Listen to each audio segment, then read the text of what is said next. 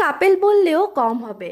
আমারই দূরসম্পর্কের এক দিদি জামাইবাবুর সম্পর্ক দেখে যে কেউ ঈর্ষা করতে বাধ্য হবে, এটা মানতেও দ্বিধা নেই। একটা সময় আমার নিজেরই মনে মনে তাদেরকে দেখে একটু ঈর্ষা হতো।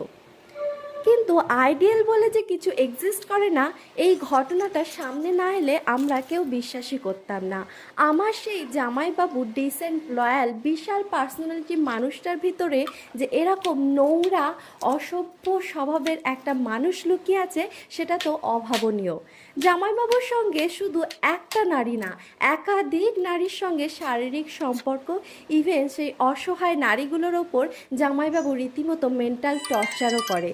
এই ঘটনা জানার পর দিদি জামাইবাবুকে ডিভোর্স নোটিশ পাঠিয়েছে, সঙ্গে সেই অসহায় নারীগুলো যাতে জাস্টিস পায় তার জন্য নিজের হাজব্যান্ডের বিরুদ্ধে কেস লড়ছে। রীতিমতো নিত্যদিন কোর্টে গিয়ে সেই অসহায় নারীগুলো যাতে জাস্টিস পায় তার জন্য লড়াই চালিয়ে যাচ্ছে। বন্ধুরা, তোমরা বলো তো, আমার দিদি ঠিক করছে? তোমরা যদি দিদিকে সাপোর্ট করো, কমেন্টে একটা করে লাভ রিয়াক্ট দিয়ে বেস্ট অফ লাক জানিয়ে যেও।